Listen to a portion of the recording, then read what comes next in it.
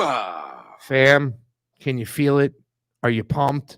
Are you ready to rock and roll? What's going on, everybody? Welcome back to the Combo Couch, everybody. I am Pasta Jardula. Hoo-ah! And I'm Fiorella. I'm being extra because I'm trying to get under your skin and it's working. Obviously, I can see the frown, but you know what, fam? Even though you have a frown, I have somebody with us today, somebody who's a great guest, somebody we consider a friend that's going to turn that frown upside down. Guess who it is, fam? It's Kim. Kim Iversen is with us today, ladies and gentlemen. Trying to make I gotta try to make Fee smile or something, so maybe like stop. You know your trolls call you Kim Ivor. Kim Ivor. Kim, we're Ivor, we're on YouTube, so don't say it. It's so funny. They think it's like a a dent in Kim. I'm like, that's kind of cool, actually. Yeah, Kim, right. I certainly love it and respect it. It's why I put you on even a higher pedestal that you're on. And you are on a big pedestal when it comes to the Combo Couch. You know, we've been on your show several times in the past. You've been on this show. We've developed a great relationship. But Kim, the reason why I wanted you to come on today's show is because I really wanted to get your perspective. I have this awesome, I think it's important that we should be talking about this because some of the new friends I met in the election integrity world happen to be hardcore Zionist. And a lot of times when we have these conversations about their Zionism, they go on to mention that the Muslim religion is a little bit out of whack and it can be very anti-woman, very anti-LGBT. But then I always bring up some of the stuff that's in the Old Testament and the New Testament. And I really wanted to get your perspective here because sometimes your words can be very controversial of sorts, but I think that they are very true and they are very honest. So welcome to the show today. Well, thank you. Thanks for having me on. I appreciate it. And this is a good topic. I mean, religion is definitely controversial for a lot of people and they misinterpret many different religions or they fail to really look at their own in a certain way, right? They'll like point the finger at other religions rather than actually looking at their own. So, and I don't know if you guys know this actually, but I used to be really, really religious. I was Mormon for a really long time. Like very, very devout, active Mormon for over a decade.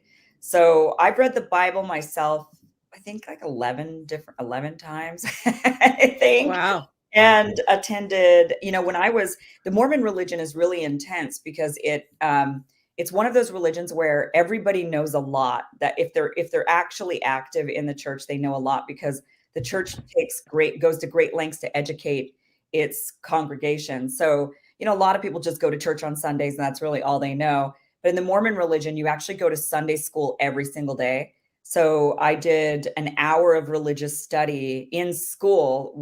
I was given an hour, they let you go for an hour in the mornings or maybe even during class, depending on what state you're living in. If you're living in Idaho or Utah, where there's a lot of Mormons, they'll let you actually get out of a school period to go across the street to the church and learn for an hour in a school in a class at a school called seminary that is taught by the church and where you learn religion, things, there's a variety of subjects. And then when you go to college, it's called institute. So I actually I took a religious class every single day from the time I was like 14 until 23, 24. So 10 years I was not only a devout Mormon, but actually studying religion and world religions actually in the course of those 10 years. So hardcore. Okay. I put up there on the screen, it says Kim Iversen was a Mormon. Are you no longer a Mormon? And more importantly, why not? Yeah. So technically I'm still a Mormon. So I'm still a member of the Mormon church. I never had my records removed or anything like that.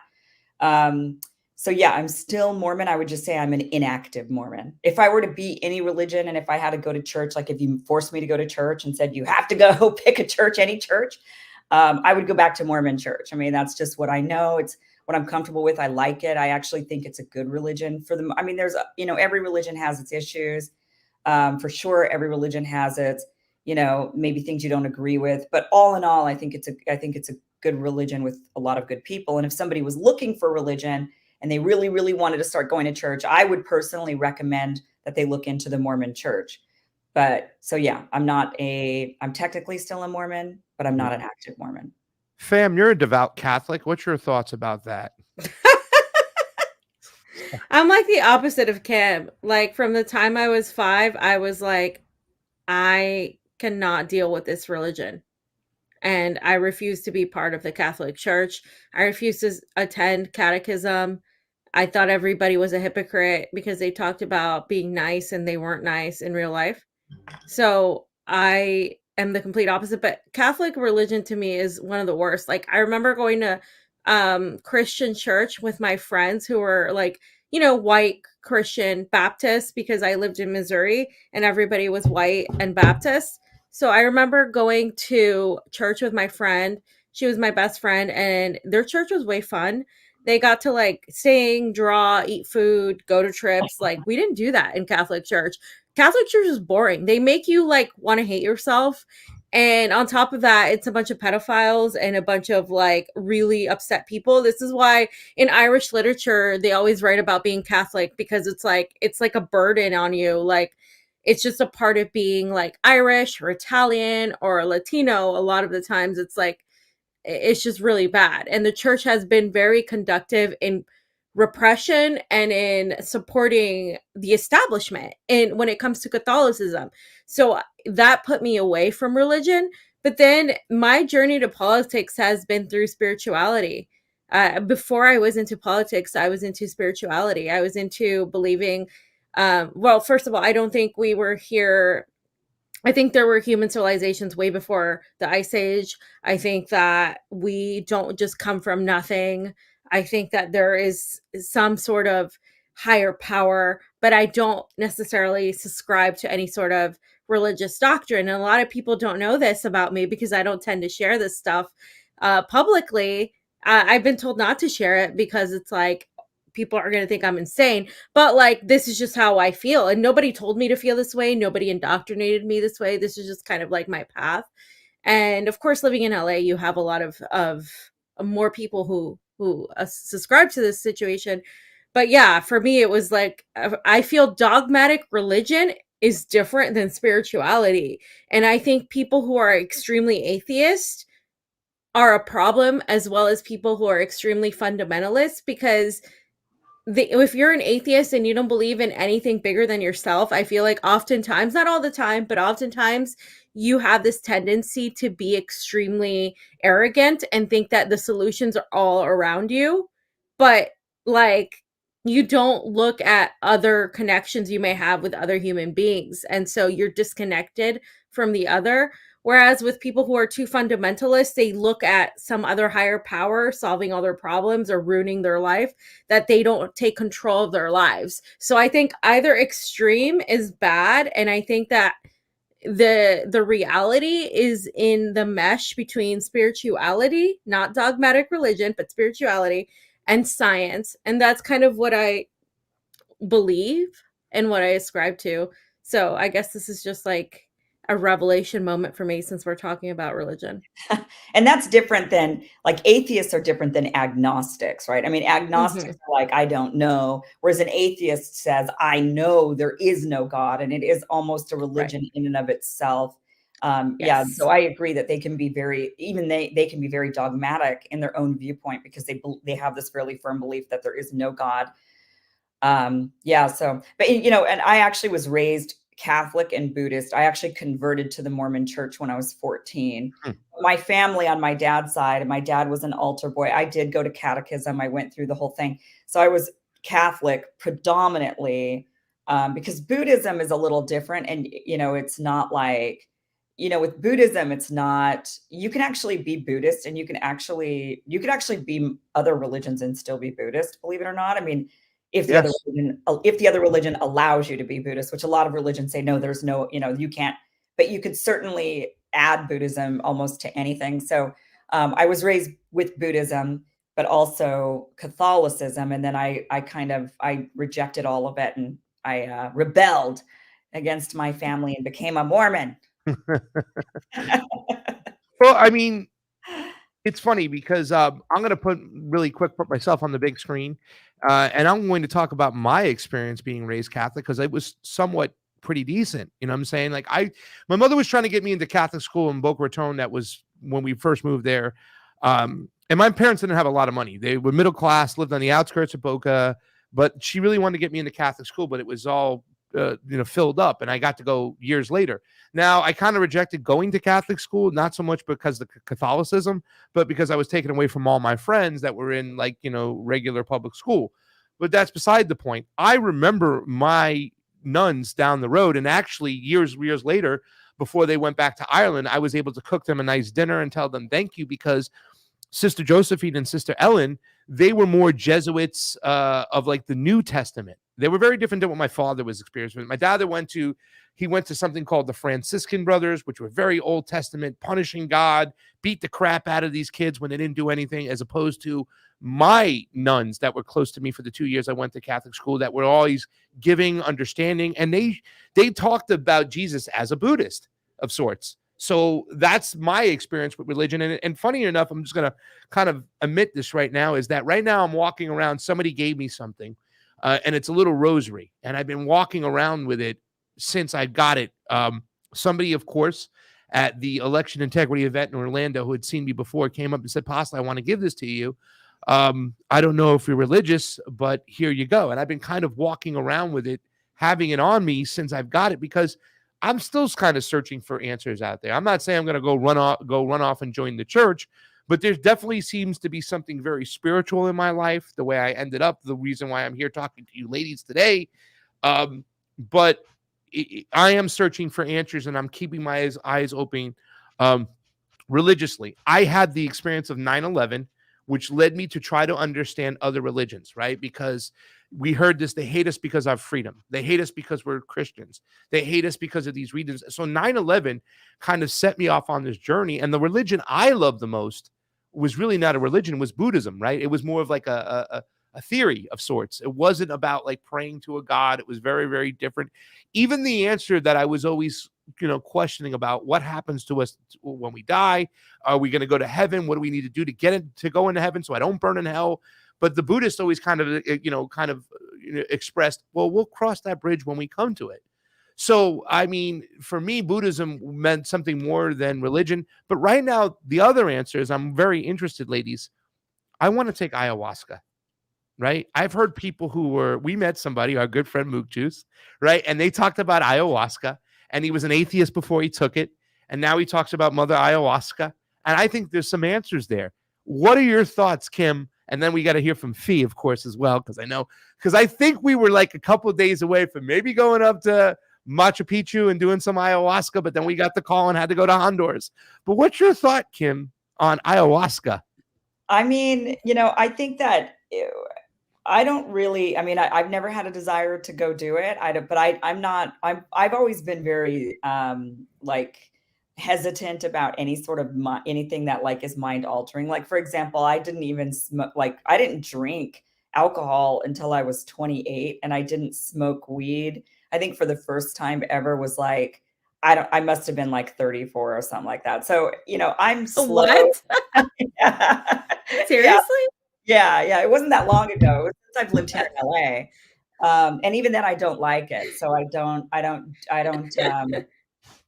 I'm just not, I'd much rather have a glass of wine and drink than smoke pot or even edibles or anything. And if I were to do any sort of marijuana or anything, it would be edibles, I suppose, just because I don't like the smoking aspect of it, like in the lungs and stuff. But I just don't like the way it makes me feel. So I don't have a desire to like go do ayahuasca. I don't feel like I would need to do that to tap into a different like mental space or emotional space. But I also spent, like I mentioned, all of those years being Mormon, I prayed a lot. I prayed at least 3 times a day, and I read scriptures every day. And I feel like I had a lot of really great spiritual experiences and even eye-opening moments just in prayer, which would be akin to meditation. So I feel like, because prayer is essentially depending on how you do it, it's meditation. You're basically meditating. Mhm. So I Mhm. feel like you could reach that through meditation. I feel like you could You reach could.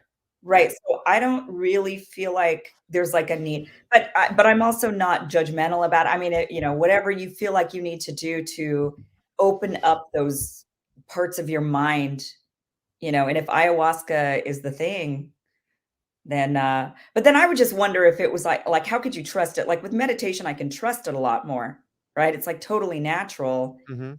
So nothing is altering to bring me an experience. So I just don't know if I would trust a substance of any kind. I know it's natural, but like any sort of thing to like give me a true authentic experience. I would worry it's still it's altered.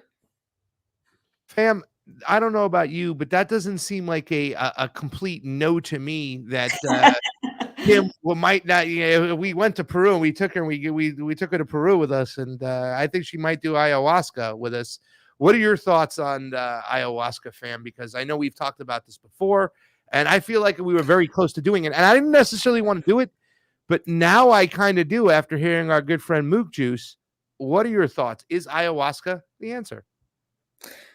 Well, so my people and the people in Brazil and the people in the Amazon have been doing it for a long time because the ayahuasca literally translates to the purge. So you're basically purging all the toxins in your body. You're not supposed to eat a certain amount of time before you do it. You're not supposed to indulge in any sort of alcohol, especially alcohol or any sort of other toxins.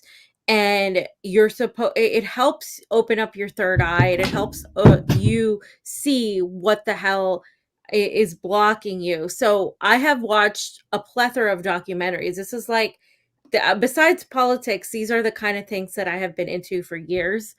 And the documentaries, the data suggests that people who are suffering from PTSD, who are suffering from drug addiction, severe depression, really benefit from doing ayahuasca.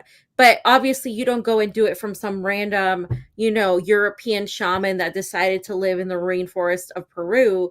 You want to do it somebody who's genuine from that culture, because people have died doing this whole process. It's a very serious thing.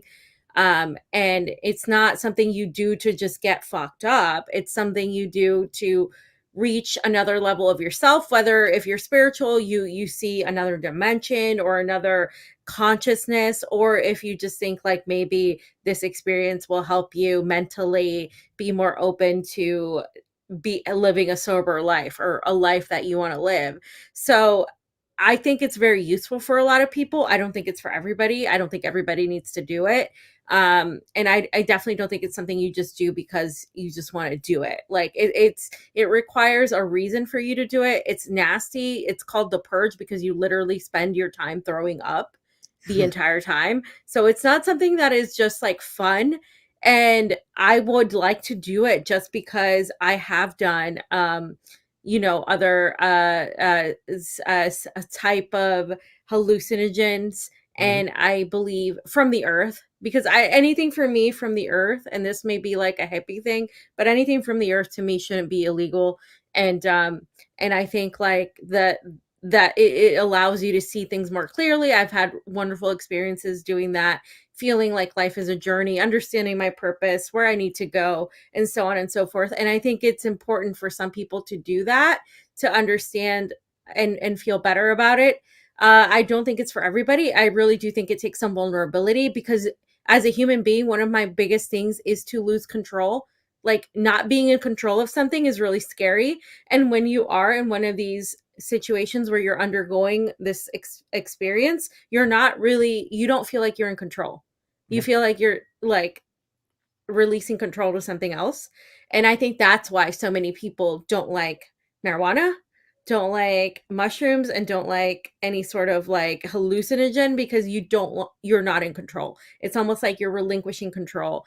And I think it's a very fine line that you have to walk. And it could be a good spiritual experience, but you can't just do it if you're in the wrong state of mind. It's very important to do something like that.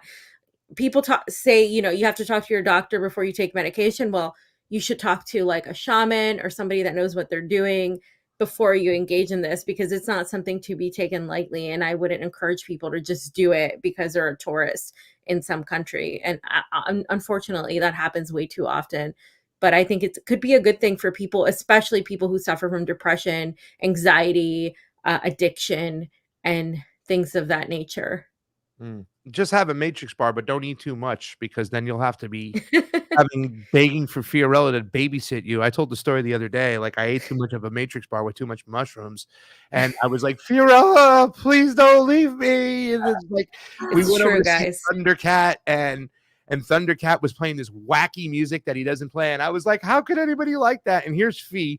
She's dressed up for a festival, and she's looking like one of the women who live on the island where Wonder Woman lives, with the headband and the face tattoo and all glitter. And I'm just like freaking the fuck out. So I think what your mental state of being is when it comes to hallucinogenics or any type of fungi or anything that's going to make you go a little wacky, you have to be in the right setting. I'm going to play this video really, really quickly. I want you ladies to look at this, because this was back in the days when I didn't know about the shit Liberty, and West Wing was like my favorite show. I know it's so corny, but I want you ladies to look at this, because this is going to lead into what's been going on, what's been going on in the news. And I think it's very important because yesterday we had this situation that we're going to talk about later on with Ukraine and what's going on. But while they were doing that, there was these talks. It was a rumor that 15,000 Iranian women were going to be sentenced to death for doing something. Protesting. For what? Protesting. For protesting. That's right. For protesting. Even reports that the ones that are virgins will be de-virginized before they are hung. All this stuff was out there. And then there's always talks, and some of the new friends I met that are, very, Zionist friendly. And they believe the Palestinians are just murderers that can do no wrong. And they believe a lot of it has to do with their religion. And I always kind of digress to, well, wait, what about the, Christian religion? What about the Old Testament? There's some funky shit in there, and same thing with the Torah and Jewish people, right? So let's take a look at this video real quick, and we'll kind of get into the discussion, because I think that, the question is, when is it appropriate to take it serious, and when is it appropriate to kind of not take it serious, to say, well, that's outdated in the religion. It really doesn't play a factor. So really quickly, here's the West Wing. I'm going to mute us up. Ladies and gentlemen, you know what to do out there. Hit the like button, hit the share button. We are over on Rumble. We want you guys to get accustomed to going to Rumble. Our premium members, we want you to get accustomed to watching the premium stuff on Rockfin. So please do so. We are on YouTube. We're here with Kim Iversen discussing religion and politics.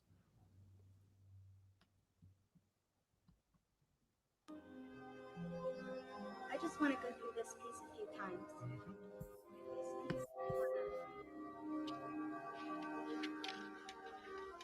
Rabbi Glassman.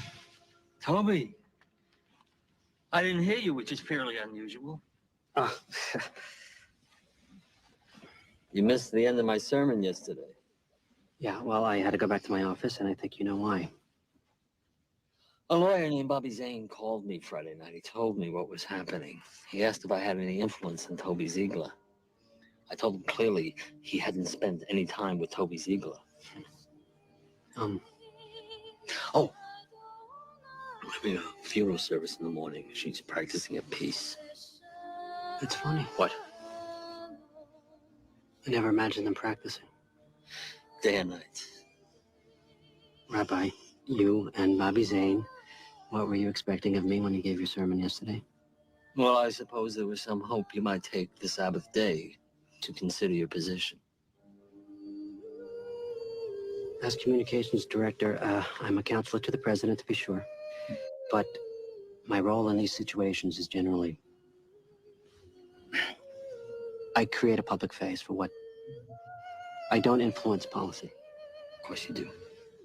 You want me to go into the Oval Office and say vengeance is not Jewish? Why not? Well, for one thing, neither is the president. You can say all you want about the Catholic Church, but their position on life is unimpeachable. No abortion, no death penalty. Look, I spent the day. You spent the day hoping the president wouldn't call the Pope. You're damn right, I did. If he had commuted the sentence after talking to the Pope, the worst fears of every non-Catholic who voted for him would be realized.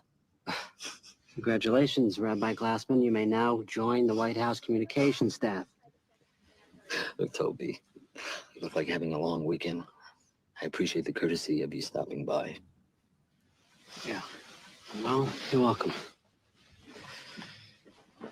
Torah doesn't prohibit capital punishment. No. It says an eye for an eye. You know what it also says? It says a rebellious child can be brought to the city gates and stoned to death. It says homosexuality is an abomination and punishable by death. It says men can be polygamous and slavery is acceptable. For all I know, that thinking reflected the best wisdom of its time. But it's just plain wrong by any modern standard. Society has a right to protect itself, but it doesn't have a right to be vengeful. It has a right to punish, but it doesn't have a right to kill. You know what I think? I think you knew I was coming back here. And I think you put her there on purpose. She's our communications director. Yeah, well, anyway. Shalom, Toby. Shalom, Rabbi.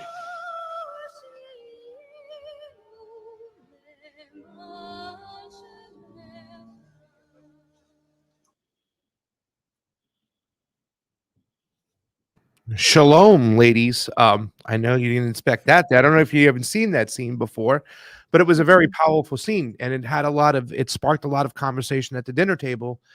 Being a Catholic person growing up, and at the very end, you saw that actor. That actor is great, by the way. He was in The Sopranos. He plays Bobby Aprio, not Bobby Aprio. I forgot his name, but he plays a crazy wise guy, and then here he goes playing a rabbi. He was in Mean Streets, this actor, for a long time. But just to get to the point, he makes a point at the end of his monologue. It says, well, look what it says. It says that men can have slavery, cheat on women. It's about, all these things. But it doesn't adjust to modern standards. And it does seem that a lot of people in the States, there was justification for what happened in 9/11, I think, for us to go into that country. And I think a lot of people, a lot of conservatives were okay with it because they believed that the Muslim religion was the problem itself. And when you talk to a lot of people, we know a lot of people, Kim and Fee, from the Tulsi movement. We've talked to a decent amount of Hindus. We've even talked to some people who are hardcore Hindu, and they still believe that the issue is the religion. Kim, I want to start off with you. I want your thoughts on what you think about religion, and what do we take serious, and what do we say, no, we have to adjust it for modern times? And is there a hypocrisy and a double standard there? Well, I think that Christianity, I know that there, certainly like the Torah, in this episode, this, actor who's being a rabbi, what he was talking about is also the Old Testament of the Bible, right? All of those things are in the Old Testament and the Torah. And a lot of those things are also believed, all three religions, Judaism, Christianity, and Islam, all stem from their Abrahamic religions. They all believe, they're extremely similar for the most part. They just have some divergence. And they all have in their books, they all have the ability and, to do really atrocious things that by modern standards are completely atrocious. And Christians used to, there was a lot of wars and a lot of terrible things have been done under the banner of Christianity over history, for sure. Luckily, in today's modern times, most of Christianity has evolved out of that and has kind of joined the modern world. There's still definitely some, disagreements amongst people, right? Some Christians will say, you're not allowed to have gay marriage or abortion, or, there's definitely still some questions there, but those are not, but they're not talking about stoning babies or polygamy as much. I mean, I know some factions of the Mormons, do believe in that, but there's certain, the religion has evolved quite a bit, and same with much of Judaism, I believe. But with Islam, I think what's happening is people are seeing there is still definitely, I think, without a doubt, there are people that are practicing more fundamentalist forms of Islam that are very radical in comparison to even what would be considered fundamentalist Christians here in America today. We have some fundamentalist Christians, but they're not really fundamentalist in comparison to what they once were a couple hundred years ago. And they're not fundamentalist in comparison to some of the groups of Islam right now that are fundamentalist. So I think that you know, definitely we can't categorize an entire religion and say the religion is the problem. It's not the religion. All of the religions are problematic. If you really were to go back to the actual fundamental, you know, practicing of that religion, then all of them are a problem. Yeah. But it's how it is interpreted and by who. And, you know, there's definitely different groups of Islam, and some of them, these very small minority groups, but they're very powerful and they take over, you know, literally regions of the world. They're taking over areas of the world. And they definitely give the entire religion a bad name. But I don't think you can blame the religion, but because, like I said, every religion, if you were to really truly practice it in a fundamental way, would just definitely not be to today's standards that we all agree to. So you can't blame the religion, but certainly the interpretation, I suppose.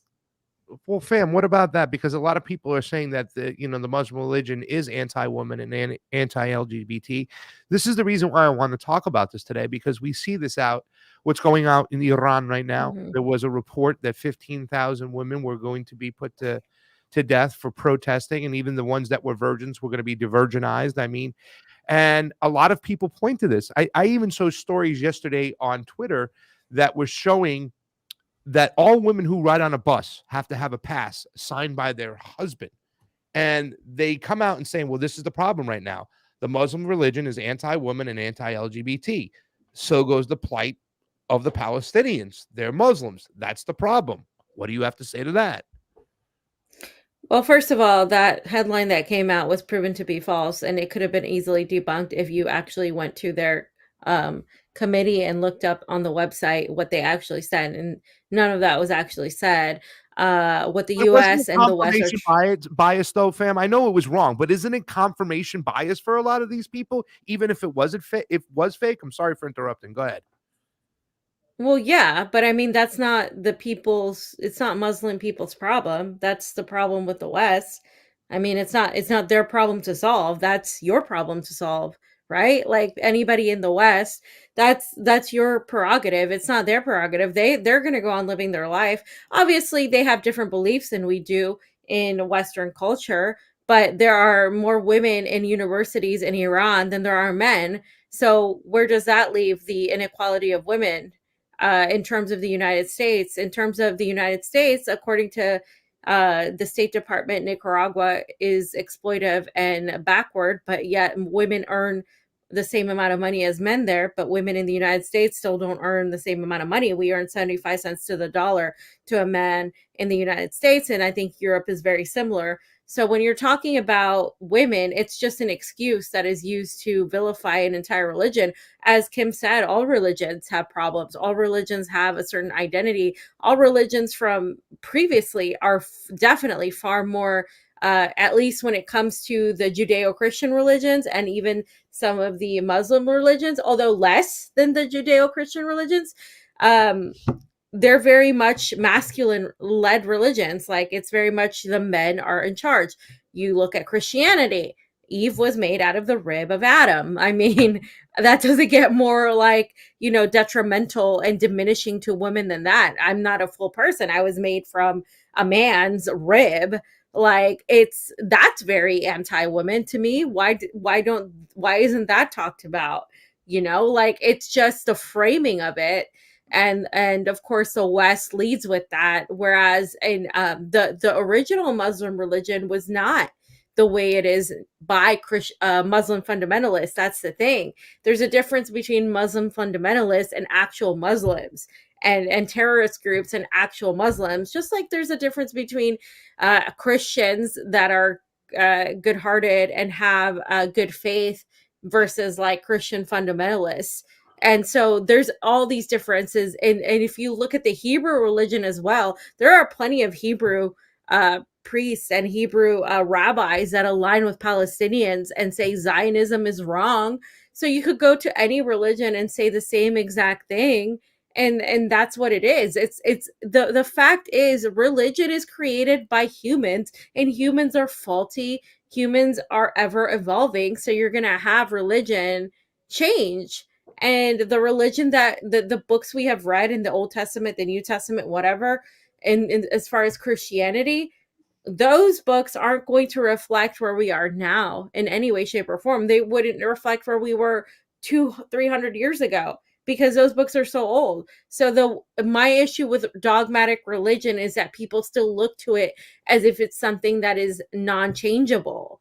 And that tends to transfer to politics, where people look at the Constitution, for example, in the United States, that it's non-changeable and that it can't be amended, and that it's like this God-given thing where it's like, well, things have changed and we don't have slaves anymore, and women are, equal to men now. So there's so many other things that have changed and developed where you should be allowed to change these things.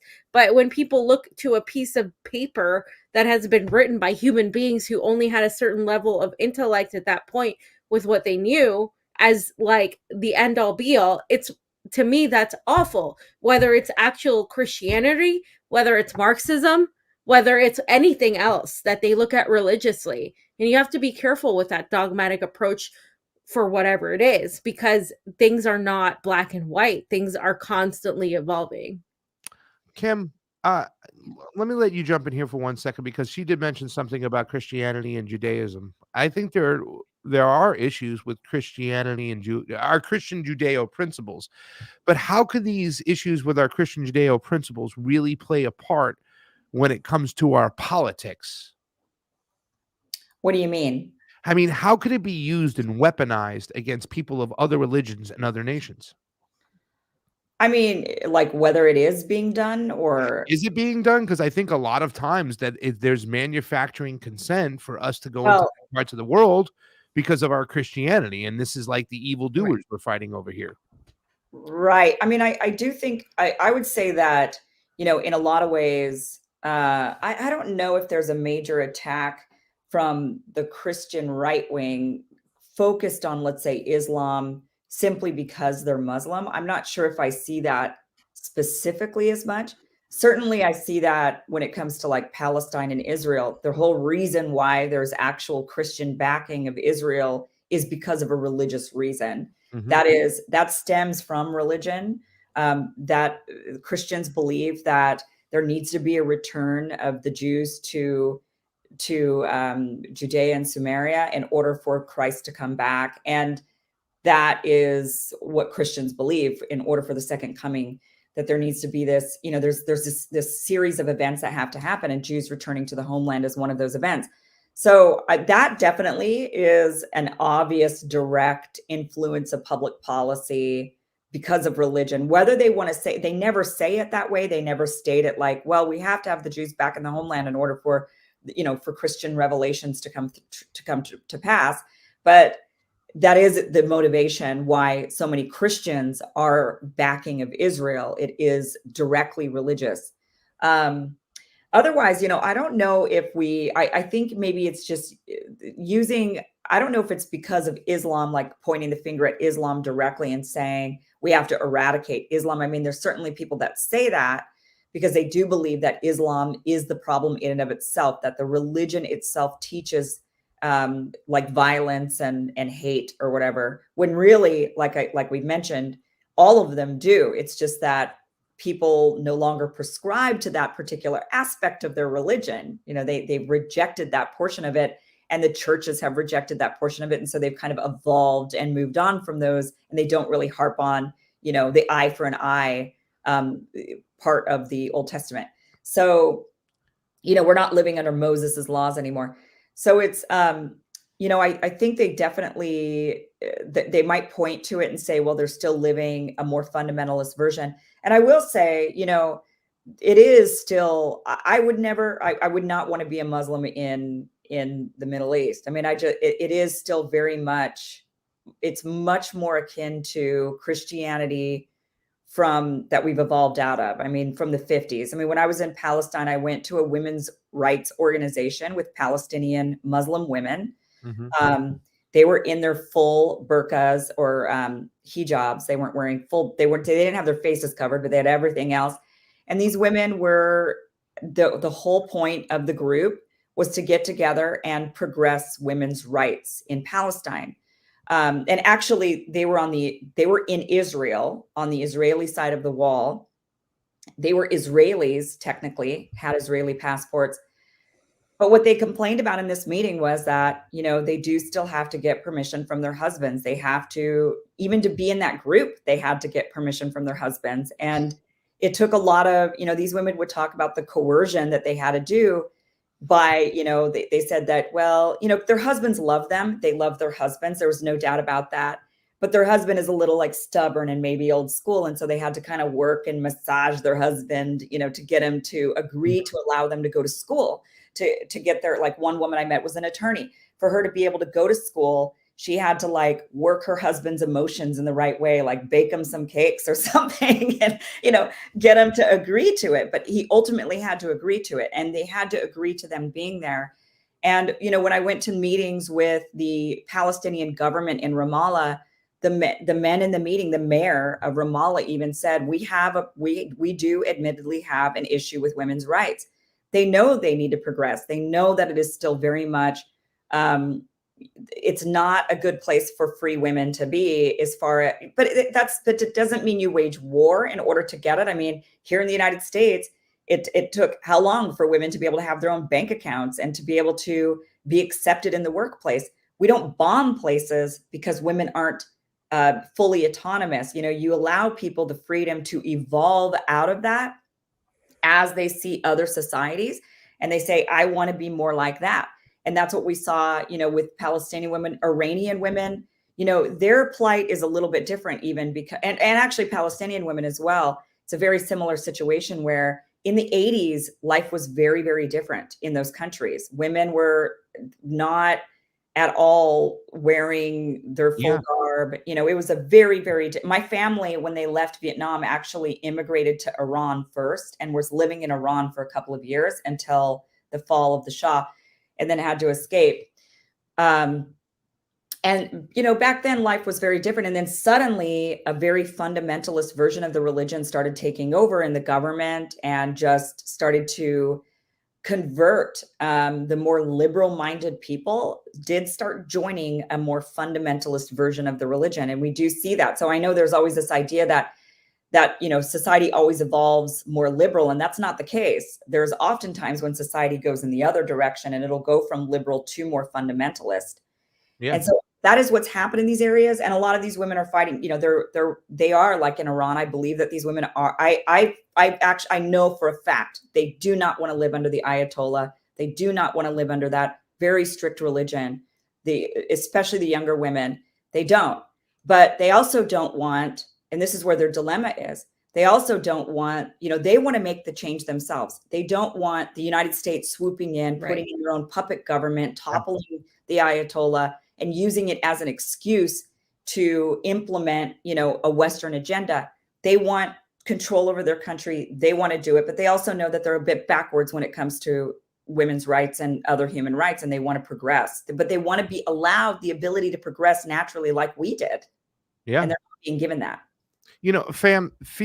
Kim just mentioned something really important. That answer right there was the reason why I wanted to have her on the show, to talk about what she experienced when she went to Israel with the Palestinians and what it really means, why the Christians backdoor believe that they have to push and promote the state of Israel because they believe it's tied to their religion. But, another thing I want to point out is that almost every single politician, especially on the conservative side of the United States, has to show their Christianity on their chest. Like, I'm a strong Christian. Aside from Israel and Palestine, fam, how could there be some serious issues with Christian Judeo principles involved with politics? Well, I mean, the obvious reasons, right? You shouldn't be supporting war. You shouldn't be supporting imperialism, because that's what leads to the destruction and detriment of the most minority populations, the most populations that are at risk, which are women a lot of the times, and the poorest people, of course. And what Kim mentioned is correct. I mean, they're obviously the younger people in every sort of country are the ones that want change, are the ones that, want genuine differences. However, they don't necessarily want the United States or the State Department to come in and weaponize their issues, that they are going to focus on themselves to take care of their country that we have nothing to do with, to meet a political objective based on the West. And that's the problem with people. And what we view in the West as liberation for women is not liberation for women in other parts of the world. We've seen this ourselves when we go to Nicaragua, when we go to Honduras, when we go to Global South. These people that call themselves socialists, they are left wing when it comes to economics, but when it comes to social issues, they're anti-abortion. They're not there on the transgender issues. They're not even there on the marijuana issues and the drug issues. And that's just how they are, and that's where they're at. Does that mean they're less evolved? No. Does that mean we have to go and spread democracy? No, because even if we actually did, it's still patronizing. But the United States Department isn't going to do that to spread democracy. They're going in there to control and manipulate. And so this is why this whole liberal agenda of being a super hyper focused on the trans issue, super hyper focused on women's issues is so fake, because what we consider women's issues on the liberal end is literally nothing compared to the fact that what our foreign policy does is continuously cause people like in governments in Iran to be completely taken over by fundamentalist factions. It's what's caused terrorists in Syria. It's what's caused right-wing fundamentalist Nazis in Ukraine. It's what's caused all of these radicalizations all over these countries in the world, is our intervention in great part. And so if we actually did care about liberating women, we would start with our own house, our own country. We don't even have that anymore. We really don't in any way, shape, or form. And it's just completely co-opted in symbolics. But when it comes down to it, economics-wise, we really don't see a huge advancement for women. It's just we get to boast about it and feel like, oh, women are the future, wear our shirts that say, being a woman is great, blah, blah, blah, wear a pussy hat, whatever the hell it is. But really, we have Jeffrey Epstein and who he didn't kill himself, whatever. And then we have his clients that are all running free. We have Ghislaine Maxwell in the prison getting like the spa treatment where she gets to run and work in a library, and there's no accountability to any of her clients. We have a bunch of sexual predators. We have all these issues in the United States. So really, how well do we value women in the United States? It's only all symbolics. Well, and one thing, just want to bring up two things that you kind of talked about. I mean, even with Ghislaine Maxwell, the fact that it all fell on the woman, right? It was like, exactly, a woman's got to take the fall for it, even though a lot of men were involved in that, but the only person taking the fall is a woman. That's like kind of insane in and of itself right there. But secondly, there is no greater, I think, showcasing currently of our intervention causing a decline in women's rights than in Afghanistan. I mean, this is what we're, when we left Afghanistan, there was a thinking, when the Taliban took over the country, there was a thinking amongst the Taliban that they genuinely would bring women to school, that women would start working, that women would be a part of society. And that was something that they were actually actively seeking.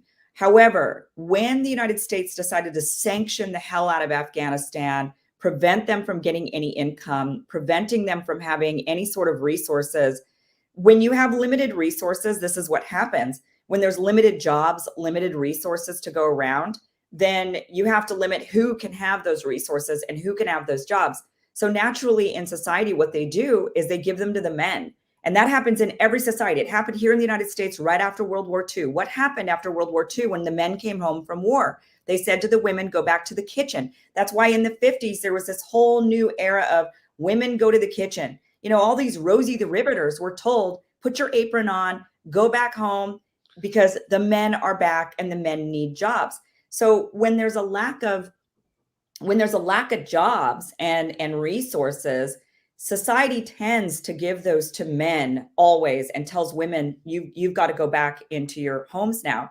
And that's what's happened in Afghanistan, because we decided to sanction them, limit them from actually being a functioning country and government.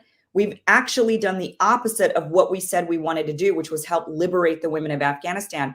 Instead, we put them in a situation where they don't have the resources to also give women jobs. They don't have enough jobs, so they have to give them to the men. This is also what happens in Palestine when they don't allow them to grow, when they don't allow them to develop, and there's a lack of resources, they give them to the men. Every society does that. That's just a natural, almost human nature thing to do. The women stay home and take care of the children and the elderly family members while the men go off to work. And so but in societies like, for example, Germany's an incredibly egalitarian society. Europe in general is incredibly egalitarian for the most part. I mean, you've got like more misogynistic areas of Europe, but Northern Europe in particular is more egalitarian. And there's a reason for it. The German men were killed during World War II. There weren't men to come back to take those jobs. Those women stayed in those jobs. The Rosie the Riveters in Germany stayed in those jobs. They became powerful, they grew, and eventually they became world leaders, right? They've had more female leaders. I mean, look at us, we've never even had one. And Germany has heads of companies. I mean, when you look at their actual demographics and their breakdowns of who the CEOs are of Germany, it's like 50% women. So they are much more of an egalitarian society than us, and it's because of the jobs. So if we want to help societies grow and gain, if we want women to have human rights and women's rights, if we want all of these things, then it really fundamentally boils down to allowing countries and areas to flourish and have resources, because then they need the women to go to school. They need the women to do jobs. And when those women do those things, they become part of society and equally powerful. So that is how we can help develop the world. But of course, we do it the opposite way. We sanction the hell out of them, and then we blame them for not having enough resources to give to women as well. And then we say, then now we're going to go to war with you and make it worse. I think that's it for today. We got to get Kim out of here. We've had her on for a little bit, quite some time, but I do have this here really quickly. And I think you guys made some interesting points there. You ladies made some very interesting points. Ladies. Yeah. When you were talking about Iran, yeah, I know that like the Ayatollah is not wanted there, but why is the Ayatollah in power in the first place? Because there's still people who do want them there. I mean, it is still fairly. I know, but I believe there's a lot of younger generation. I know, and I was looking at the studies. I looked at what the last Iranian general election was like, and there was a low participation. People didn't want to even get involved anymore. They didn't want to, you know what I'm saying? And there is a movement of younger people, I think, that is more modern today, but we would have never had these problems had we not removed Mossadegh in the 40s and was it the 50s, excuse me, and put the Shah in power. So, I mean, we cut our nose to spite our face. That is the problem, and that's why we're dealing with what we're dealing with right now. One Love said, I'm interested to know if Kim voted strict Republican Party line, as she said she was going to do. I live in California and rejected the idea at first until realizing we had no third party options on the ballot. Yep. I voted third party since 2015 to no ado. So the first time in my life, I voted strict R party line in an attempt to break through our neoliberal super majority. Yeah. You got an answer to that too as well? Well, so the LA mayoral race was 2 Democrats, but one, so technically, no, I did not, because one was a Democrat, but he wasn't a Democrat. I mean, everybody knows that Caruso was a Republican, like up until last year. And then he switched it to D because you don't have a shot in LA unless you're a D. You have to have that D by your name. So technically, there are some who've played the game. Another one that played the game like that was Harley Ruda. I think was his name, Harley Ruda, down in Orange County. He ran as a Democrat to get into Congress, but he was a Republican. I mean, it was, so here in California, they're kind of playing the game. Some of them are pretending to be Ds, but like Rick Caruso, for example, got no support from any Democrat whatsoever, even though he's claiming to be a Democrat. He got no endorsements from any Democrat, nothing from Democrats. So yeah, that's the answer. We know about Harley Rauda. We have experience with them. We actually, when the Combo Couch was still a young chicken, we got to go down to Orange County, and Fee got thrown up to moderate the debate with no prep whatsoever. It's like, here you go. And here you got Harley Rauda on the stage. It was like, or Ruda or Rauda, whatever his name is. Yeah, that was interesting. And he was a Republican that played the game. Here's the last one too as well. Kim, can you be careful to keep those plates on the wall behind you in the proper position to emulate Mickey Mouse? And if you can see, I know. Here's Kim. M-I-C. I was thinking the same thing. E-Y. You have It's so cute. Hey, Kim, is that a like maybe you'll come to Florida sometime where the life is cheaper, you get the beach and just saying Florida. I mean, listen, we would love to move to Florida if we could, for sure. I mean, we're stuck here for family for now. And then maybe in the future we'll be able to definitely, but I really, I mean, I never had been to Fort Lauderdale, Miami area until recently. And you love it. Absolutely fell in love with the area. I mean, I'm just like ready to pack my bags and move to Fort Lauderdale, Miami. I absolutely loved it. I mean, the hurricanes, you know, I don't know about that, but I deal with earthquakes. You get earthquakes. Yeah, you get used to those after a while. Oh my You gosh. get parties. You get hurricane parties. It's fine. I would imagine, like the mojitos in Miami were like the best mojitos I'd ever had in my life. Everybody was so. So are you ready to move? I'm just like totally. I'm ready to go, but you know, you can't. Well, let me give you some noise. Courage. Kim is not moving to Florida, ladies and gentlemen. She's not yet. She's at not yet. Don't count me out. Don't count me out. Here, let me give you the hoo-ah. All right, maybe not yet. We got the hoo-ah. Kim, let everybody know. You know, the Mickey Mouse ears are also good for Los Angeles because you know we do have. Oh God, yes. Fake. You got to go to Disneyland. Nobody goes there. Come on. Nobody goes there. Disney World is where Disneyland has, no, there are betters. You know, there are things that are better about Disneyland versus like Magic Kingdom, for example. Like Disneyland has a much better. It's a small world. Oh, are you serious? Really? Does it have an Epcot? I don't think it has an Epcot. No, we don't have it, but we do have California. Typhoon Lagoon? Does it have a Typhoon Lagoon? California Adventure it's kind of Epcot-like in some ways, but you're going around like California areas rather than like the different worlds.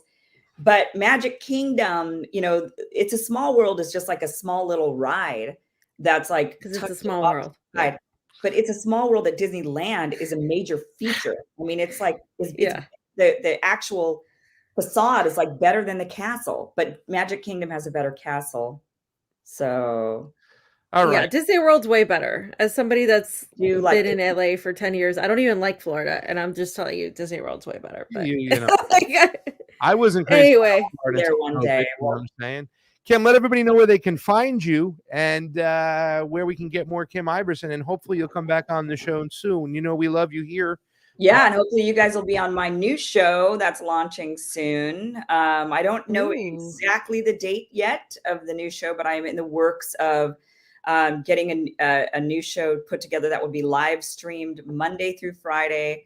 I haven't set the time yet of when the live stream will happen, and I haven't set the date yet of the official show launch. It was supposed to be December 1st, but we're having to push back a little bit because I'm waiting on some equipment and things. But hope in December, hopefully, or maybe the first of the year, the show will launch. It'll be Monday through Friday exclusively on Rumble is where you'll be able to find the show. So it's going to be really exciting. Lots of guests, lots of stories. And then I will be putting some of those clips onto YouTube and Rockfin. Those clips will go up in other places as well, but the full show will be live streamed onto Rumble Monday through Friday, which is really, really exciting. And, you know, I got one of your own over working with me now on that. I know. Hope you can find yourself. Are we allowed to say that, or are we not allowed to say that? We're making the announcement. Hold on. Let me get you on the big screen. Big announcement here. Go ahead. Hold on. We got a drum roll. Go ahead. Go. The big announcement is that Johnny Mayorka, who used to be with the Combo Couch, is now he's my full-time, one of my full-time producers for the Kim Iversen Show. And he's been working with me now for a couple of weeks. And he's helping me get this thing ready to rock and roll. And then I'm moving him back to LA, poor guy. You are. Making him go in the wrong direction.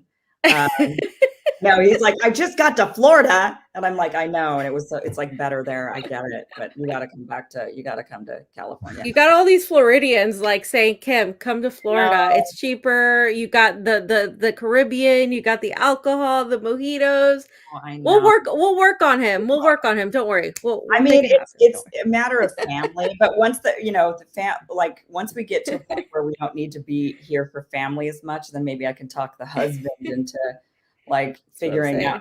Well, if he says no, you just tell him this. We don't like pasta. Sorry. But yeah, so it's really exciting. So thank you for having Johnny be so great, with the couch and getting him ready. He'll be Well, he's fam. You're fam. We're I'm sure all he's fam. watching right now. So hi, Johnny. Listen, the whole thing is that, he took a little My time out there. I'm glad he's getting back in the game. He's being more active on Yes. Twitter. And I know he's going to have your ear for elections because he knows a lot about elections. He's great. He knows a lot about a lot of stuff, and he's like family to me. So it's really great having him here, and he's the best. He's the best. He was with the Convo Couch. So Yeah. and then also Yeah. I've also hired a second producer who actually starts tomorrow with me full time, and that is Tara Reid.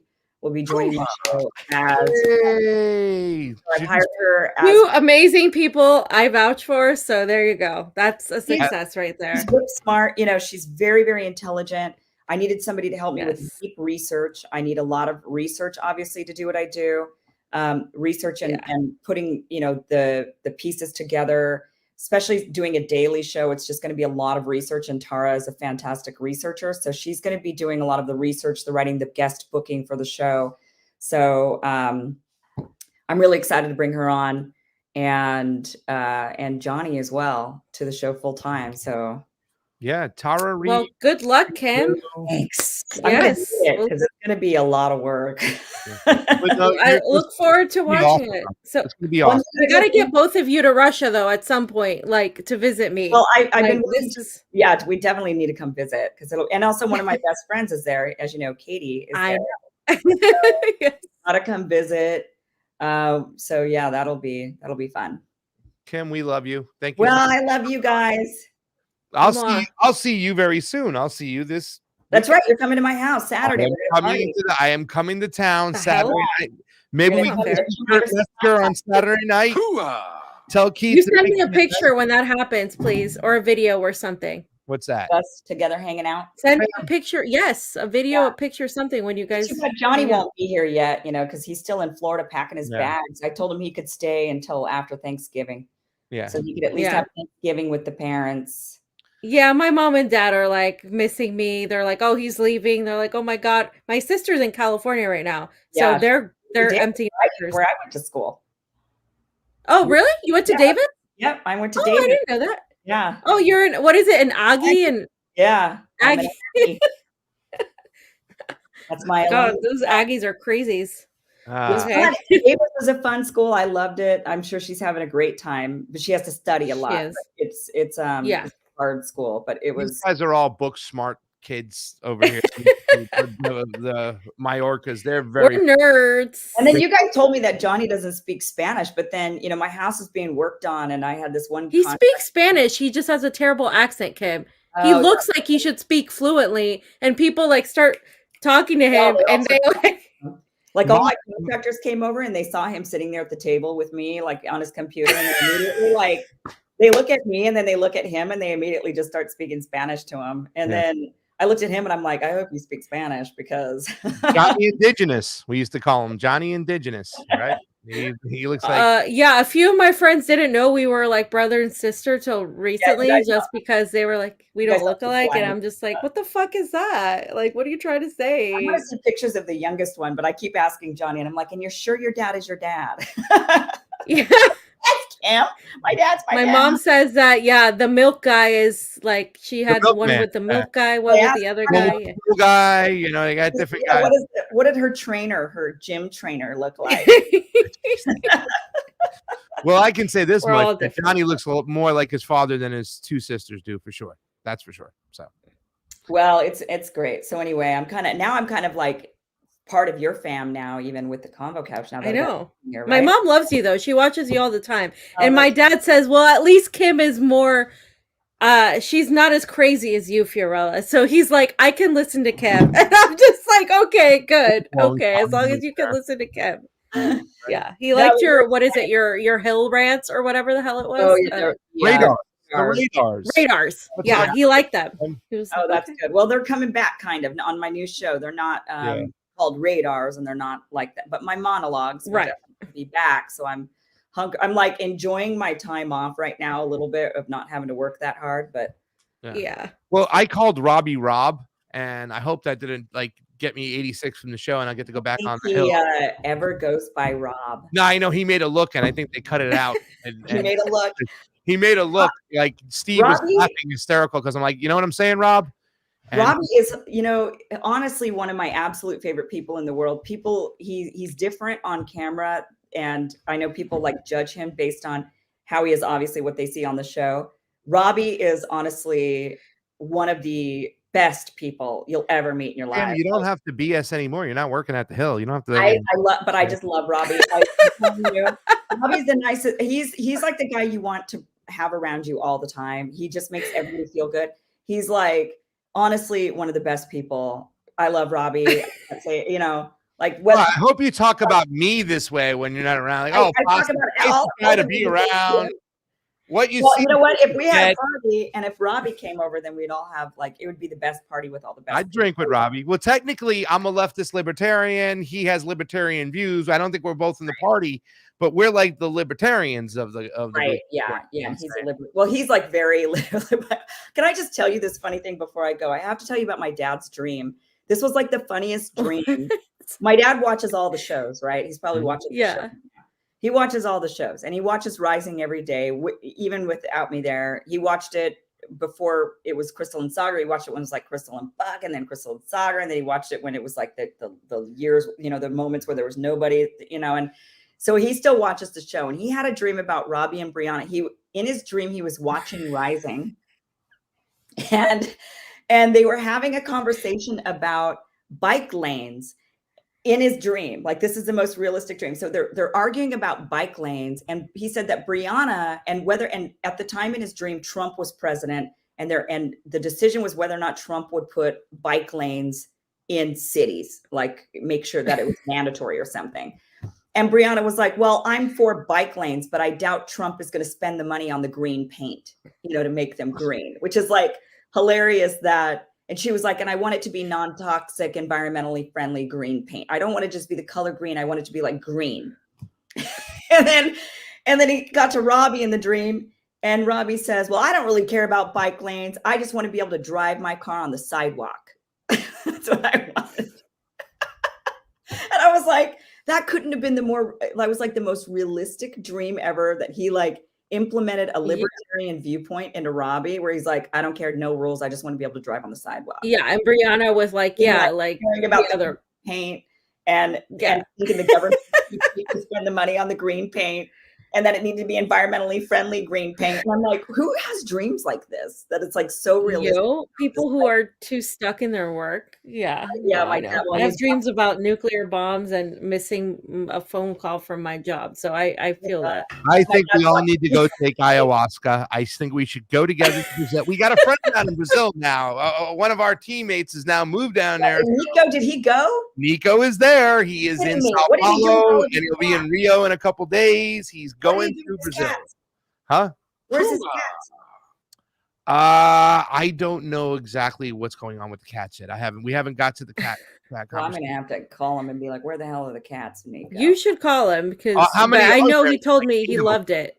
Yeah, he has a lot of It's cats. like 7, yeah, plus a dog. Plus a dog. I've seen the dog. I've met the dog when I was in Fort Lauderdale, Miami. A couple of months ago, I saw the dog. So I wonder how did he move there without the cats? Oh no, I don't know, but Brazil is very tempting. I mean, it's way cheaper to live there, and you should definitely live there. I mean, especially as you're approaching the Russian winter, you're not going to want to be there anymore. Oh, I have to be here. I'm stuck here throughout the winter. With the winter, you're going to be like, "Oh no, get me out." Well, I know.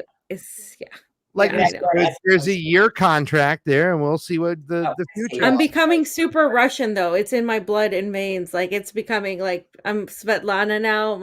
I'm learning the alphabet. Everything is like. Yeah, well, you'd have to. You're living there, All right, ladies. Well, you'd be surprised. A lot of people don't know a word of Russian, and they've been living here for years. So probably true. Yeah. All right, ladies. We have a show to keep going on. Oh yeah, sorry about that. Sorry about that. Can we love you here and sit you here and just talk about all the bullshit we like to talk outside of work? But we got a couple subjects to cover today. Kim, We would Iversen, have to make it Convo Couch, Kim Iversen After Hours with wine and all that, like we did that one time, right, which that's people right. want a rematch, by the the way. radar couch. Let's do it. Well, we all know I'm more left than pasta. That is not true, and your own audience said so. So I don't know. Let me give you the Kim, I don't know. I'm telling you. I'm telling you. no, everybody knows I'm more left. All right, whatever. That's what you think. Bye. Kim Iversen, we love her. She is definitely fam. Fam. That was fam. I love Kim. Fam. All right. So breaking news, you guys heard Johnny's going to be working with Kim, and so is Tara. Yes. Obviously, Johnny's my brother. Tara is a good friend of mine. Very good people to be working with Kim. So I wish her the best of luck. There's zero animosity there. It's all good. No, We love it. Everybody knows where we stand on that. Like, you know, people like to make shit up, you know. Yeah. Had to say that. And they will. Let them do that. And I don't give a shit. They're a bunch of idiots. So fam, we got okay. Get right into this. Yeah, I'm in like a part of I'm actually in Moscow Oblast, like the outer skirts of Moscow. So that's why I'm here. So I did want to talk to you guys about the thing, right, that happened last night. I was with friends, some of them coworkers, some of them political, people who aren't allowed to go into the United States and Europe. So I was with my friends and we were having some drinks and we were having a good time. Then we get this message like, hey, did Russia attack Poland? And then I keep getting all these messages, Russia attacked Poland. And I'm like, no, Russia would never do that. There's just no way. Why would Russia do that? Like, first of all, Poland was liberated by the Nazis. By the Russians from the Nazis. Russia would never do that. And like, Russia has had this weird relationship with Poland where it's like Poland has always tried to be very pro-West in spite of the fact that they wouldn't be where they are today without them. So it's been this whole thing, but Russia would never go and attack Poland. So what happened was that there were reports all over Western media, especially from the UK and the United States, that there were missiles that landed in Poland in a city, more like a rural town, farm town, okay? And these missiles were supposedly coming from Russia. And who, of course, started this rumor? Well, it was Ukraine. And then it spread to Poland. And then Poland said, yes, this is what's going on. And then the AP and Reuters ran with this story. Again, the AP and Reuters, the most trusted sources that we have. And they were like, oh, yes, it was Russia and blah, blah, blah. According to some high level, national security official, blah, blah, blah. And it turned out, of course, that we know this is entirely false. Some people may not know this yet. The missiles, according to facts, and also, of course, the Russia and the Russian Foreign Ministry and the Russian Defense Ministry, but according to, just aside from them, even according to Joe Biden, according to Poland itself, the missile couldn't have come from Russia. And the missile, they won't admit where the missile came from. CNN admitted that, yes, they did this whole tracing of it, but they haven't released where it came from. But the scraps, the fragments of this missile, all point to being used a Ukrainian missile, okay? And I'm going to go over exactly what type that is, but it's a specific Ukrainian missile, and the Russian Foreign Ministry and the Russian Defense Ministry in particular is reporting that that missile is from Ukraine. So this is what happened yesterday. If you want to go back to the tweet real quick, I had to give that introduction to give some context because you guys may not have been paying attention. I don't know, but that's what happened. So, according to the Russian Defense Ministry, when this was happening, and it was everywhere, the Polish media claims that these projectiles that landed in this Polish territory that were Russian missiles are a deliberate provocation in order to escalate the situation. Because who would want to escalate the situation further? Ukraine, Zelensky. They would want to. Russia has been talking about a dirty bomb for the longest time. So you have this whole escalation and what happened, and that would have been the perfect thing. The problem is they couldn't fake this because Russia has been talking about a possible provocation for the longest time. They have been on it. They're always a few steps ahead. And so this is what I said. I said the attack against Poland is the excuse the West has been looking to start World War III. Because if you guys recall from yesterday, and Russia has been warning about it, right? They want to go to World War III. They are willing to start. They want to blame Russia for whatever it is. Russia has been saying there's going to be a dirty bomb. There's going to be a situation where they blame us and say we did it. This has been done, of course, in Syria. It's been done, obviously, with the weapons of mass destruction that never existed. And it's also been done during one of the world wars, if you recall, where there was a false flag, right? The Archduke of Ferdinand. Now, we can go back and assess all of these things that happened back in the day, but this is something that's happened oftentimes when you want to start a world war, when you want some sort of provocation, and they've been calling this out like they see it for a while. So this was very obvious from the start. Russia denied it immediately, and of course, that didn't stop the Telegraph, the Daily News, and all of these outlets in the UK and in the United States, AP, Reuters, to all report that Russia has struck Poland. When people who are normies, right? People who don't really pay attention to politics, your friends, your loved ones, they read this and like, I had so many text messages, Fiorella, why did Russia attack Poland? Mhm. Like, I'm like, Russia didn't attack Poland. That never happened. This is false. And so then my friends were like, oh, okay, well, and then I'm like, even Biden admitted it afterwards. And they're like, oh, okay. I'm like, listen, people are trying to start World War III. It's like he was kind of still wanting to have like, well, it looks like it didn't. We don't know. Man, we don't know, because they wanted to be like, oh, let's run this through the department to see if we can still make this thing be a thing. Okay, we can't. No, it's not. You know what I'm saying? Like, so it was kind of like a half-ass kind of retraction. It wasn't even like a full retraction. When the thing that was so amazing that, and I'm not just talking about, there's some internet personalities out there, you know, somebody, this must be paid back in blood, like just jumping to the conclusions. Yeah. It took all of 15 to 20 minutes for independent media to go on the ground and go, hey, man, we got the pieces from this thing over here. This ain't Russian, it's Ukraine. Looks like an anti-defense missile of sorts.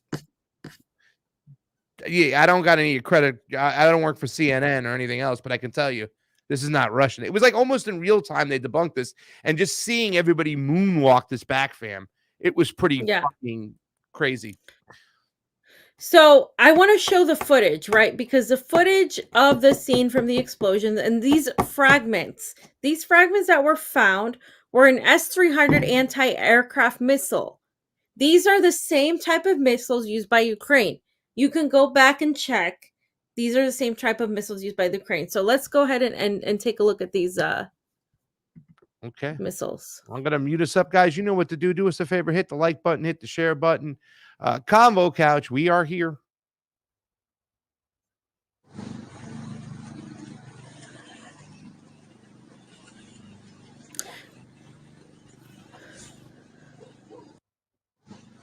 So you can just keep playing it. Those were the fragments, right? Those are fragments of the missile. And the trajectory didn't match, by the way. The trajectory where the missile came from did not match coming from Russia. The trajectory matched coming from Ukraine. So what they did was say, oh, well, it was Ukraine, but they were trying to stop the Russian missiles that were coming into Poland. So Russia is like, no. We didn't send any missiles into Poland. We have been focused on what we've been doing. Nothing has been near the border of Poland at all whatsoever. So that's not true either. But the United States has only admitted it wasn't likely Russia, but they won't say where it was actually from. Russia is claiming the missiles are 100%, no doubt about it, from Ukraine. Now, why would Ukraine want to start a false flag blaming Russia? I don't know, guys. They've done it 300 times since the beginning of this conflict, and they need this excuse why they want everybody to go to war with Russia so they can continue getting more money, so we can start World War III, so Zelensky can get whatever he needs. They're willing to do that, right? But unfortunately for them, it was too obvious. So even the president, the Polish president who had initially said Russia attacked Poland, had to walk back and moonwalk everything back and say, "Oh," and his name is Andrzej Duda, and he said there was no clear evidence of who fired the rocket that fell in the east of the country. So he's saying, okay, there was no clear evidence. We know that there was evidence that it was Ukraine, but they're saying there was no clear evidence to suggest, that that's what it was. So that if you went online on Google and you said, you would see Russia bombed Poland, Russia struck a missile on Poland, you would see it. It doesn't matter. The damage is done. People are still out there thinking that Russia hit Poland. Yeah. Because that is the point. It's not about, now we have new information. They don't take those articles down. You can still find those articles. Those articles are there. There's no retraction. Even if they do take it out, the information's already out there, and listen, should they be illegal and not be able to put stuff up? I'm not saying that, but when they do something, they should have to make an announcement that they're retracting the story. They should have to correct their work. And if not, we have to highlight the fact that they're out there telling bullshit stories and time again, that we can make that judgment. So that is something that's interesting that's coming into play too as well. And I just got to say, the way a lot of people acted, and this is the thing I talk about when people go, oh, the Trump party, the America First, the Patriots, they're the ones who are now the party of peace. No, they're not. You had certain people that are part of that clan that were jumping for blood right off the bat. It must be paid back in blood. And this Jack Posobiec, I'm going to call it out. Jack Posobiec was one of those people, and I posted it on my Telegram. I said, for all you guys that think Jack Posobiec is some anti-war guy, he was ready to go to war with Russia over Poland because his family is from Poland, so he felt like he had to say something. There is no, you cannot do that. You have to verify shit. There was no verifying. It was just put out there by the mainstream media. So everybody jumped on it, right? They jumped on it, and they were Polish, like, just crazy. So am I. He might be Polish, and so am I. I don't know if everybody knows this. I'm 61% Southern Italian. And about 23% Eastern European, mainly Polish, right? Okay. He's a Polak. Yeah, I might be a Polish person, but it doesn't make a difference. Polak. I still have a responsibility as a journalist, as a commentator, to be honest and true with my information. And that's what I have to come with first, because at the end of the day, I'm a commentator, journalist, before my heritage comes into play. And that is not an excuse. Yeah. It was bullshit. He jumped the gun. And he wasn't the only one. Fox News, the way they were reporting on this, all the other warmongers just came running on out. Right. So I said the trajectory doesn't match. The fragments found resemble parts of the S-300 aircraft used by Ukrainian defense systems. And so I'm saying this because Biden said it wasn't likely. So let's hear what Joe Biden. This is Joe Biden saying. So I guess Joe Biden is a Russian Putin propagandist for saying that this didn't come from Russia. Let's hear what he had to say.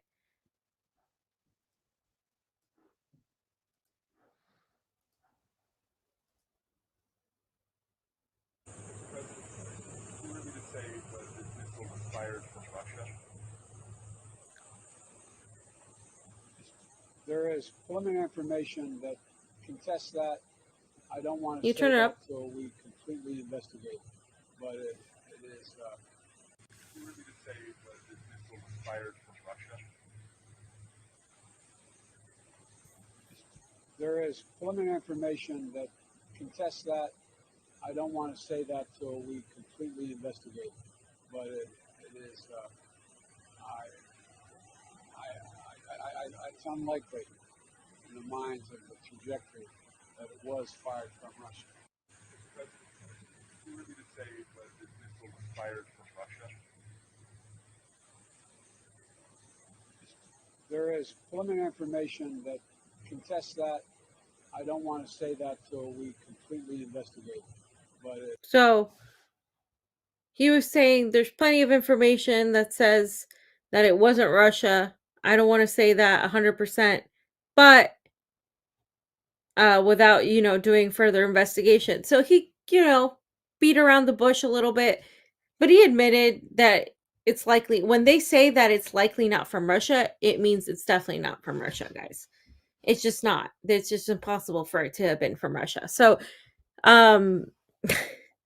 The fact that Joe Biden said this, it means that they couldn't pretend it was from Russia. And Zelensky tried. I mean, these people, they're trying. This isn't the last time you're going to see this. You're going to see this again.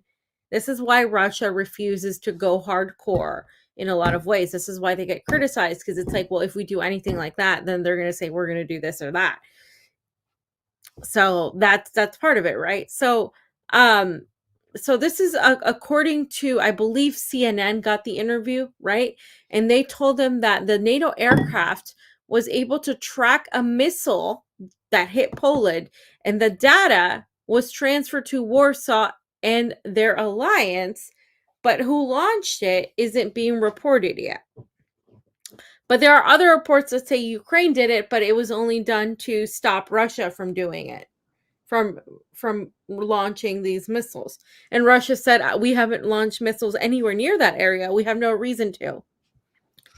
So that was part of what was happening yesterday. And it's a big deal because people were ready to start World War III over that yesterday. Like, they were ready to go to war with Russia, and it was based on completely. A lot of people talk about the Gulf of Tolkien. A lot of people talk about, the Archduke Ferdinand. They talk about you can name so many reasons, so many things the United States has done, false flag wise, right? 9/11, all these things. So this is what I want to bring to a point, because it's not just the US media, it's the UK media. So this is how UK media completely pretended that these unverified claims, which obviously turned out to be false, were true. And they just spread them, right? They disseminated them, just spread them all throughout with zero questioning of the reality. Okay. And the more this conflict goes on, they continue exposing themselves. I talked about the AP. I talked about Reuters. We saw what happened with Maria Finoshina. So look at this, the Mirror. Russian bombs hit Poland. And you see Putin's face there. Okay. Do you think they're going to issue a retraction? They're not going to issue it. The Times. Russians blamed for fatal strike on Poland. And then you have a picture of Rishi Sunak and fucking Trudeau. Mm-hmm. And then you have the Daily Telegraph. Russian missile strikes Poland. I mean, it's just like, there's no, reportedly, according to Poland or according to an official, Russian missiles. No, it's Russian missile strikes Poland. Russia hits Poland. No questions about it. That's not journalism. That's propaganda. You don't, basic journalism 101, you don't put out headlines like that unless you 100% know that that is a fact. And they keep doing that. And it's not just these idiots. Yeah. It's the AP and Reuters that keep doing that. And they don't get held accountable. They're the ones that tell you your election results, guys. They're the ones that you can trust for the most important information about COVID. You can't trust us, but you can trust them, and they're found to lie every other day about something else. Are you kidding me? Dmitry Peskov said that the Kremlin would like to see the same emotional reaction to the attacks on the Nord Stream pipeline as to the incident in Poland. Because they're like, hello, you guys literally bombed these pipelines that are supposed to supply gas to Europe, and everybody's chill about it. They're like, oh, Russia did it? Yeah, Russia bombed their own pipeline, right? And yet you're seeing way more reaction over this. It was a missile that hit some sort of farm area, and they're blaming it on Russia, even though obviously it wasn't Russia. But the whole world was like talking about this for like a good 24 hours. Mm-hmm. I don't know if you want to say anything about that. No, I mean, what is there to say? I think you proved all the points over here. You said it. The way the reactionary from the people, and this is just, it's citizens too as well, and the independent media and all these other people. It's like they're just this rush to war, and this is what we're trapped in right now. It's just too easy. One of the comments to Jack Posobiec was from the New Hampshire Libertarian Party, and he says, well, then go grab a gun and go fight it yourself, tough guy. Like, if anybody wants to support war, anybody who vocally supports war, who stands by war, should be willing to go grab a gun and go fight it themselves. Too many times, a lot of old school conservative fucking reporters during the Iraq war went over there, cheerleaded that war, amped that war, supported that war, but it wasn't their kids going to fight that war, and it surely wasn't them. Exactly. And the last thing I want to talk about, because nobody's talking about this, the Gray Zone did a great article on this, Alex Rubinstein. So go ahead and read his work. He does tons of articles. But this was brought to my attention as well. So these Italian neo-Nazi terrorist groups that had direct links to the Azov battalion have been dismantled. One of the terrorists, a Ukrainian national, escaped and he's back in Ukraine. They plan to blow up a shopping center. So again, there's more information on this on the Gray Zone, but if we're going to go ahead and play this video so you guys can hear what this is about. Nobody's talking about this except them. And Sputnik. Celebravano perfino il compleanno di Hitler, tra riti di affiliazione, educazione al neonazismo e giuramenti, un viscerale odio per tutto quello che non era pura razza ariana. Go ahead and read it, fam. Di nuovi proseliti, di reclute, da All right, studiare start it con over. attenzione. Le indagini sull'ordine di Hagal celebravano perfino il compleanno di It even Hitler, seemed tra like riti di Hitler's birthday affiliazione, between educazione al membership neonazismo e rights, giuramenti, neo-Nazi un education, and viscerale oaths, odio per tutto a quello che visceral non era hatred for pura anything razza that ariana, wasn't pure e la Aryan ricerca di stock, nuovi and the search proseliti, for new di recruits reclute, to da watch studiare con close. attenzione. Le indagini sull'ordine di The Hagal investigation into the origin of the AGAL, the organizations with the characteristics of paramilitary formation, and on the other, of a true sect, have allowed the Digos of Naples to carry out 6 precautionary measures. 4 were arrested, a fugitive who is now in Ukraine, probably enrolled in a formation of combatants. The Digos and this with the Central Anti-Terrorist and Subversion. Rewind it a little bit. Subversion Directorate, the Digos with the Central Intelligence and Subversion Directorate, carried out 30 raids on houses, offices, and bureaucracies. Businesses. Antonello Artiduro and Claudio Ornati coordinated for the current national anti-terrorist, anti-mafia persecutor. Giovanni Melillo, police activity has made it possible to obtain through wiretapping, the control of social channels, stalking, even, what does that say? Sorry. Telematics, evidence of frenetic actions, frenetic activity. Not only meetings, but also recruitment between merchants, employment, students, and even allowed to glimpse the risk that the group was willing to violent actions. The translation's a little wonky. Students even, yeah. The declared will of the suspects to carry out violent actions both against civilians and against the police station emerged. Sia nei confronti di civili, sia nei confronti di una caserma dei carabinieri. So these members of the Azov battalion, basically, they were trying to organize and have it pretty instigate instigate and make a terrorist attack in Italy, which is really interesting because why would they do that other than to say somebody attacked Italy? So you have to look as to why they would do that, right? This is the Azov. This is like the Ukrainian Azov battalion. This isn't things we're making up. And again, Alex Rubinstein wrote an article. Sputnik sort of talked about it. Wyatt Reed for Sputnik talked about it. So those are the only people. Obviously, one is Russia state affiliated media. The other one is Gray Zone. Nobody else has been talking about this. This is crazy. More people should be talking about this. And I just wanted to point that out because a lot of people think that we're making shit up about the Azov battalion and Ukraine having a serious Nazi problem. I don't go around calling a bunch of Trump supporters Nazis. And by the way, Trump announced that he was running in 2024. So get ready we're going to defeat fascism for the 9th billionth time in 2024. And you have to vote for Joe Biden because Trump again. So that'll be fun for the next fucking 2 years. Oh, yeah, I know. And Donald Trump, a.k.a. Eric Jackman, called into the morning show this morning where Kurt Metzger on. It was really fun. And he said, Ron DeSanctimonious is going to lose his ass off because I'm running again. I hope. And I'm here to make America great. You know, just get A lot of people think DeSantis is good. A lot of people here thought, oh, he's good on the COVID stuff. Guys, everything else beside that, he's terrible on. And this is what people don't know. People who aren't familiar with American politics, they don't know what's going on. He So wasn't always good on the COVID stuff too until he got that surgery. I know he wasn't. I tell them that, but he think literally came out and he said something that was, and this is what I mean. This guy will kind of go with the wind when it's politically expedient. He says, "Please go get your vaccine." He says most people that are in the hospital are either unvaccinated or partially vaccinated.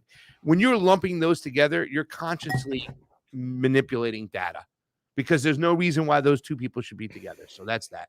Guys, I'm going to pull this from YouTube right now. If you haven't seen, if you're on YouTube, let's do, guys, take the link for the Rumble. We have one more section to go. It's a good one. And we want you to go over to Rumble if you can for free and watch us over there. For the last section, I'm also going to make the Rockfin Premium. So this is the time right now. I'm going to put the link in the chat right now for the Rumble. Jilly Love, Lucky Burrito, if you're there hanging on out, we can use a little help right now. Double up my work.